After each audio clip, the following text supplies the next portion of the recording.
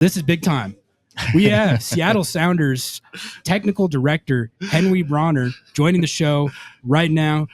Henry, thank you so much for taking the time to join this live show out here at Starfire with us. How are you doing? I'm doing well. That was quite the introduction, so thank you. I really appreciate that. I mean, superhero, big time role, soccer wizard. What else should we add on there? Oh man, whatever you call it, it's already started pretty well. So, thank you, Henry. Really excited to catch up with you about the Sounders, but also I kind of want to make this the theme of this conversation youth development, because that's what Tacoma Defiance and MLS Next Pro are all about, and that's what you have a long background in with this organization.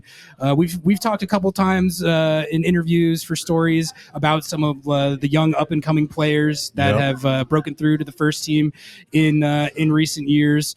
But I guess to start off, how is your role kind of changed, and what have you had to adapt to going from being correct me if I got this title wrong, but vice president of player development? Yes. So going from that to technical director, what's that been like for you? What are the changes in your day-to-day as far as that goes? I think always, again, like the ethos of the club and the identity of the club and where we are as a club, the Sounders right now, I think a massive importance gets placed on the youth and our ability to develop our own. So I wouldn't say there was much of necessarily like a change from titles to different things, but it was more of just making sure that we can align everybody from our oldest player to our youngest player, and so that goes from our first team player all the way down to our 13-year-old in STP. I think the change more or less resulted in just needing to support maybe a little bit more with scouting within Tacoma and the first team, and a couple other responsibilities there. The club has helped me grow, just like they help a lot of the players grow. So massive part of my responsibility, though, and the most important part of, I think, my responsibility will always be having an eye onto the development side of the club. And, again, it's in really good hands right now with Wade Weber as the director of development. He's overseeing everything from Tacoma Defiance down. And then we also have Craig Dalrymple, who's our head of professional player development. You have Brayton, you have the academy coaches, you have all the people in that space, H and Michael, doing the work day to day on the field. So I guess to make it short and quick, I guess I still smell the grass a little bit every day, but I smell it a little bit less now with the role. And so I just try to support all the departments as best I can. What's it been like for you, I guess, in the last couple years in particular? It feels like a lot of the fruits of the labor that you put in are being realized with guys like Obed Vargas breaking through and generating all kinds of transfer buzz. I mean, we got takes on how much the fee should be. 45 million. Noah said 45 at one point. I've been saying 20 or hang up the phone, Yeah, we'll take any. It all sounds great. But, it's not just Obed. You've had Josh Tencio, RBW, just then you got guys like Snyder Brunell coming up as well. Does it feel like kind of the culmination of just all the hours that you put in scouting these kids up, finding them, developing them, and now they're actually breaking through to the first team? They're contributing to the first team and generating transfer buzz, getting traded for pretty large sums within the league in Atencio's case. What's that kind of feeling like for you to see that? I think, again, I support a lot of the spaces. The people that are in those spaces are the ones that are driving everything that you're seeing. But I think where we are right now in regards to, let me put it this way. You can have your Obed Vargases, you can have your Josh Atencios, you can have your Danny Levis, you can have your Reed Baker Whitings. But if they're not surrounded by the right people in the right environment, they won't ever reach that potential that we see or we hope that they can. And I think a massive amount of credit goes to the people that are working in that space day in and day out, that are on the field every single day with these players. And those are the people that ultimately need to be the ones that are celebrated, because those are the ones that have taken these players' dreams and they're making them a reality. Like Obed coming in from Alaska and Danny Leva coming in from Vegas. And, obviously our local homegrowns as well, having that ability to play with our first team and showcase their talents in front of their peers in their community. Like, that's an incredible opportunity for them and an incredible, I think, honor, I think is the best way to put it. But for me, the reality is, the Obeds, the Dannys, the Atencios, all the ones coming through, Schneider Burnell, Seba, all these guys in the second team, Stuart Hawkins, again, like they are going to be wonderful soccer players. We are just fortunate to be able to kind of surround them with the right people. And because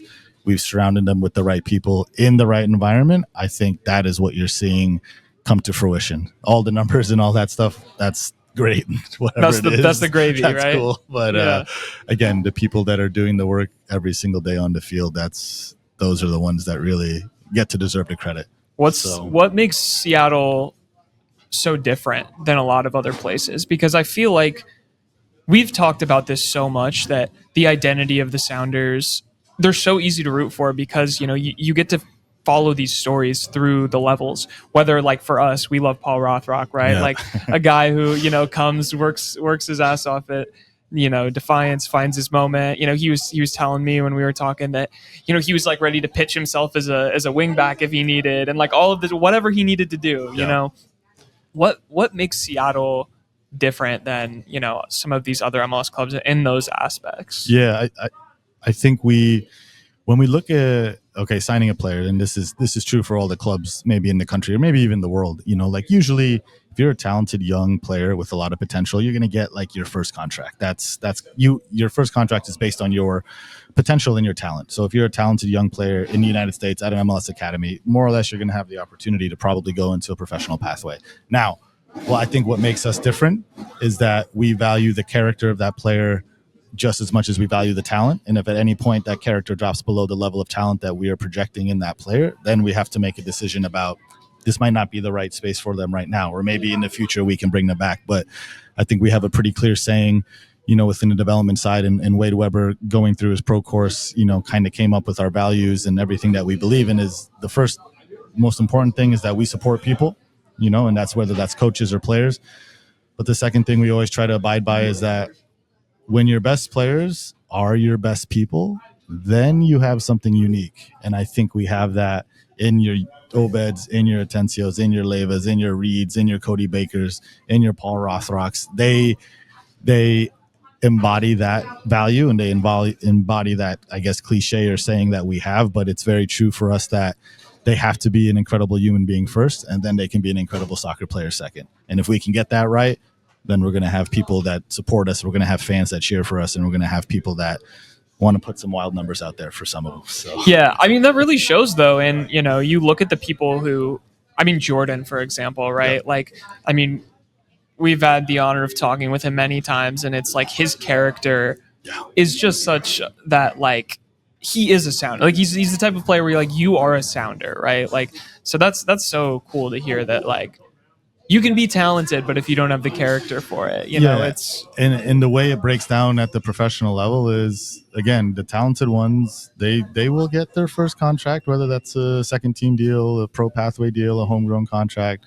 But then by the time maybe 2021 comes around, there's no second contract, no third contract. Like, we want to make sure that the players that are coming through our system and our development side, they're going to be hopefully playing into their early 30s, mid 30s, and that's important to us. We want them to make a career of it, but the only way they make a career of it is by having the right character, by having the right personality, and being the right type of human being first, and then obviously the soccer comes second. So when you're doing a character evaluation on a player that you're looking at, what are kind of those things that you're looking for where you talk to a kid and you think to yourself, all right, this is what we're looking for. This could be a sounder. Yeah, I think, and again, we have a pretty clear document when we're in regards to when we're bringing in players at a younger age. The secret sauce. The secret sauce. It's like our key qualities is what we call them. And so our head of recruitment, David Lara, he has a very clear knowledge base of like, these are the positional traits and behaviors that we want to see in young players. And a big part of that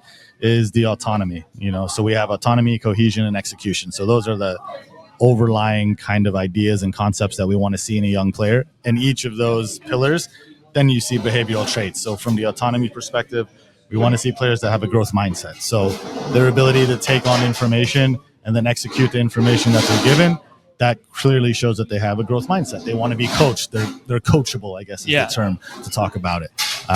Their ability to take control of their own development, their ability to work on things outside of the training session, outside of our environment. We look at all these things when they're in the classroom with Diane Carney, our head of education for the academy. We look at their academic, how they're doing there. They can't just exude excellence on the field. They have to exude that excellence everywhere else. And there's a clear correlation between the players that have the highest GPAs and the players that are the most talented.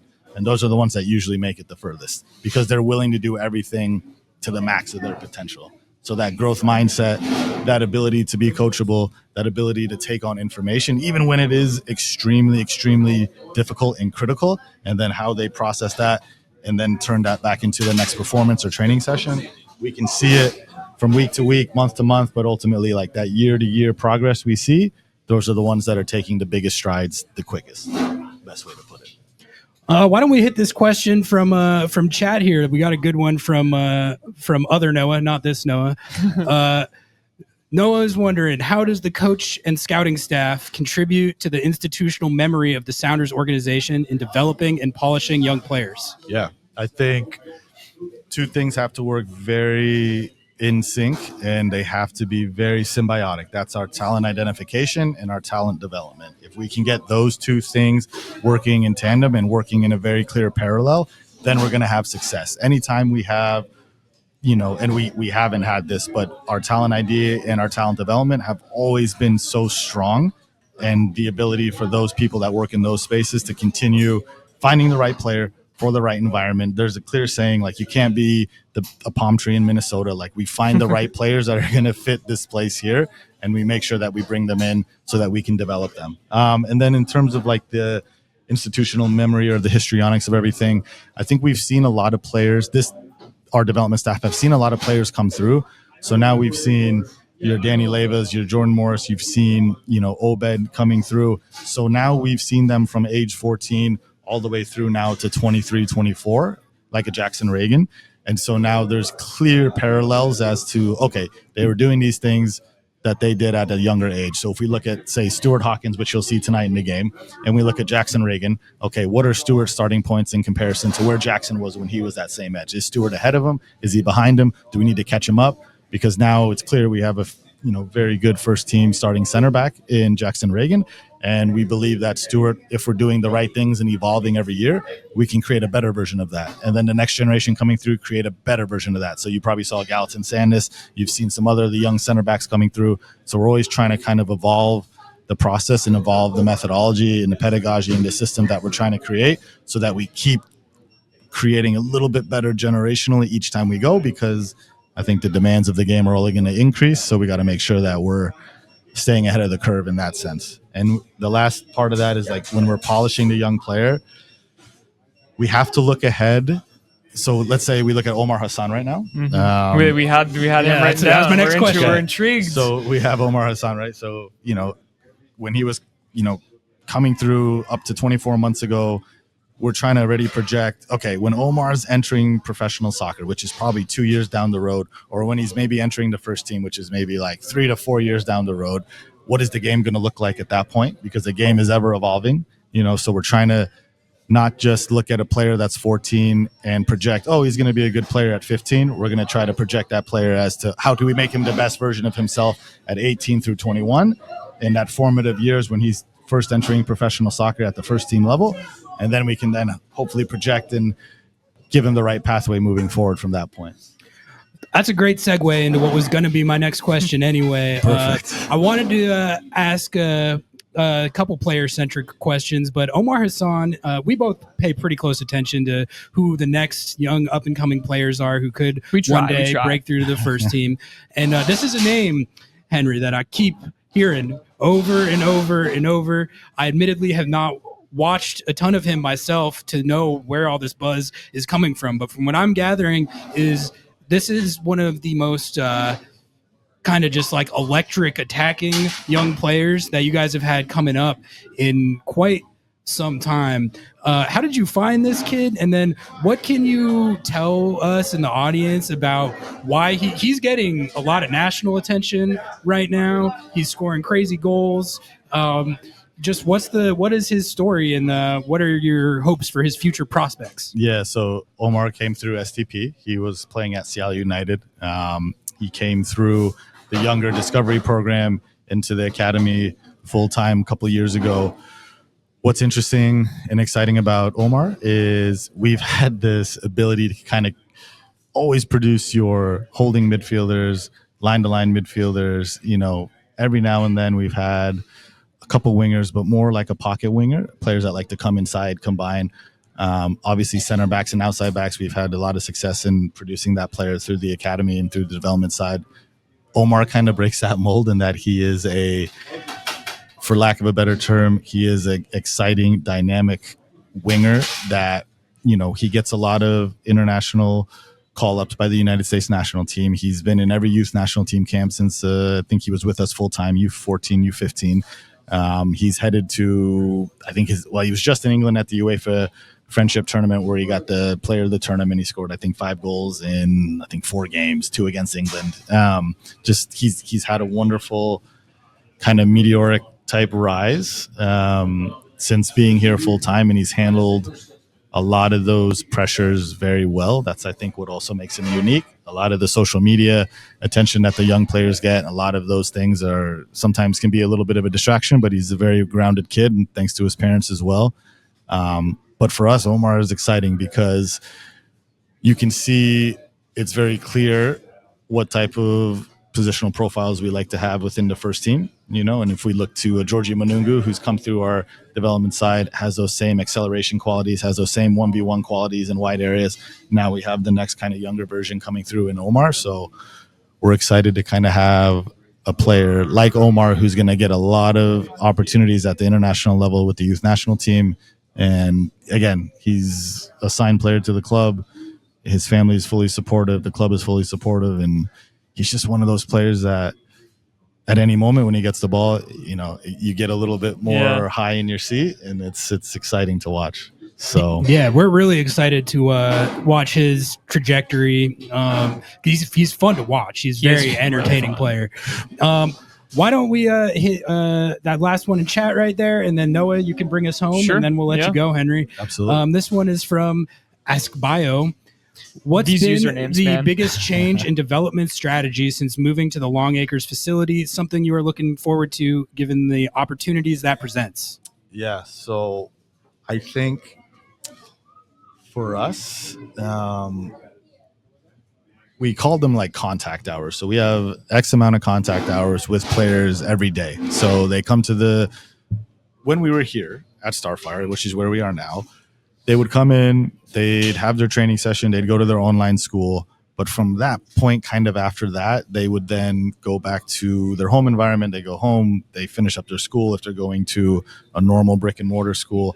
But now what Longacres gives us the opportunity to do is we control their contact hours so much more. So from the time they're in with us in the morning, some of the players have like their speed and strength development with our performance coaches. They have their own gym in the development side of the club. So they have their own space, their own everything. They have every available resource to become the best version and the best player that they can be. There's no excuses anymore. Like, not that there was necessarily, I don't want to say excuses when they were here at Starfire, but they have everything they can want. They have every state-of-the-art machine. They have every state-of-the-art equipment from, the gym, the squat machines, all the stuff the performance staff just absolutely drools over. They have it all there. So our ability to now not only create an incredible soccer player, but also an incredible athlete comparative to that as well. And if we go back to, if we're projecting players forward into the future game, what the game's going to look like in the future, well, it's only going to be faster.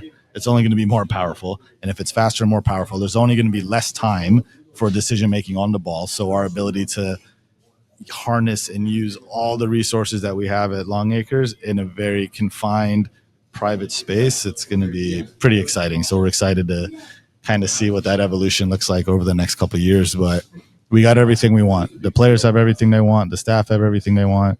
They actually have their own locker room. That's nice. There you go. No, that's interesting because got it all. I think people have been critical of like, oh, the Sounders are investing in an old Boeing facility. Like, what is that? I just go sign go sign Messi 2.0, you know? But I think that you bring up a really interesting point of like sometimes the investment in the long-term future of the club is something like Longacres, where it seems very clear that like this is going to have a direct impact on the outcomes of these players. Yeah, absolutely. I think again, like we are very dependent to produce our own and very dependent on our development side of the club to ensure that we're providing the right depth for our first team roster. And if the players are of the caliber and have the right trajectory and get the right opportunity, you can see what happens with your Obed Vargases and your Jackson Reagans maybe a little bit down the line. But again, like it's an incredible moment, I think, for us, you know, and Wade was talking about this probably a month ago where Josh Atencio, he made his move to Colorado. Yeah. And we've had a very high density of talent within those midfield positions. And in the same day that Josh Atencio was starting a game for Colorado, you saw Obed starting a game for Seattle and Danny coming into the end of that game. And then in the following week, you saw JP and Danny starting in the midfield against LAFC. Yeah. If Josh is still here, he's not starting that game, or Danny's maybe not starting that game. And so now we have players that are fulfilling their next step in their journey, and they're doing it at a new club. But I think they have that Sounders identity that will always carry through with them. And I think because we were able to give everything to Josh, we're now able to hopefully extend his career well into as far as he wants to keep going. Yeah, I think that's like such an exciting step for the club. You know, I think the biggest probably like star on the hill was Yedlin, right? Like that was kind of the only person you could point to where a player who developed here I don't really know the whole story of his development, but was technically in Seattle Yes. and playing soccer. And now, you know, yeah, you're seeing really talented players go from being, you know, a fringe bench guy to he's starting in matches and Yes. playing significant minutes and is a big part of that team, and it's important. And like Yes. that is amazing to be able to like see that and experience that as a fan personally. Yeah, and it's a really good feeling for the development side of the club as well, because again, he maybe wasn't getting the necessary opportunities that he deserved, and that's okay because, you know, because there's such a high density of talent in those positions, Yeah. they have to fight for it. And now somebody values him more than they value other players on their team, and that's why they took him. And again, credit to MLS for creating this internal transfer market, ability to use your funds differently. And again, we've been able to extend the career of Josh and hopefully extend the career of many others as they either transition more fully into our first team or they transition out of the club, maybe into, you know, a new club. But the one thing I guess I missed saying earlier was a massive part of my role when I first came to the club was getting players into the club. Yeah. And now, like, a big part of my role is like getting players, those same players now, like Right. around the clubs. Yeah. It's an interesting dynamic, but You were the pitch guy. You're like, let me sit down. We'll see. Yeah. Well, I want to bring it home here with what is your favorite Sounders moment or memory? Like just in general, could be working, could be just like physical experience with the club. Yeah, It's a tough one. I know. It is a It's tough hard. one. I don't know if you remember this, but remember the goal Danny scored from like 45 Yes. yards out? It The one that counted, got by the waved way. off? It counted, by the way. In our head. hearts. Yes, in our hearts. In our hearts, it counts. It counted. I still will die on the hill that Yeah. that should have counted. And I just remember Mikey Morris texting me just like, this is the loudest he's ever heard Lumen.